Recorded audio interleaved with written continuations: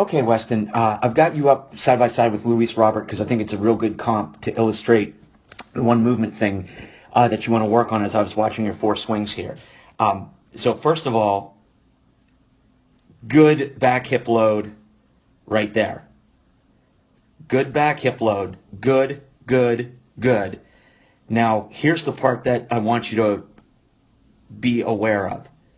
So you're almost stride flat-footed, which is okay. There's nothing wrong with that. But as we zoom in here, okay, all right, now our heel is in the ground, okay? And let's zoom in here.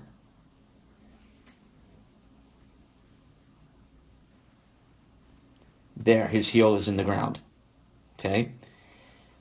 Now, as you watch Robert, watch his front hip. See how it's set when his heel's in the ground? And he's able to rotate right from there. Again, let's take it back to where he gets his heel in the ground. So his heel's in the ground. Now you can see that front hip is set. That's his pivot point that he's able to rotate around and then get real good length through the ball. Again, we zoom in.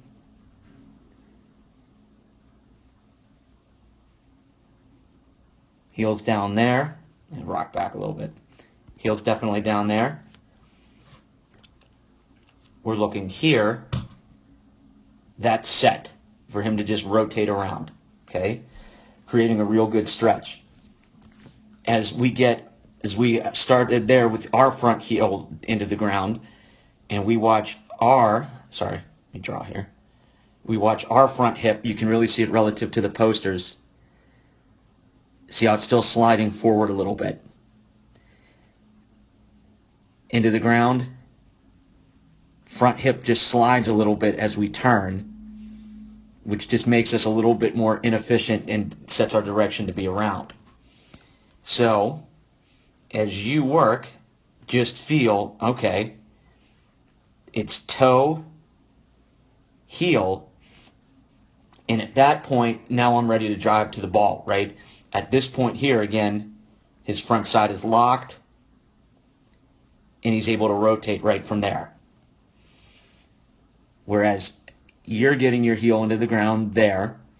Now as you watch your shorts relative to the posters behind, you can see how you just get a little bit of sliding forward, and we don't get as much stretch between our hips and hands. You can see how, if you just watch, this really shows it here. If you watch here, and watch up here, you can see how you're moving forward with your hands as your hip is sliding into your eventual pivot point, which is about right there. Where again, as we look at Luis Robert, his heel's into the ground, right? Now his front hip is set, and you can see how he's able to generate a much greater stretch than you were able to. And the thing that I was looking at with you is, we really watch how does our back elbow work compared to our hands. If we are getting separation between our lower half and upper half going like Robert is, see the back elbow, see how it's black, see how it disappears before the white batting gloves come in? See how he gets that? And as you watch see how your hands and elbow are coming together? So we're not getting a lot of separation between lower half and upper half.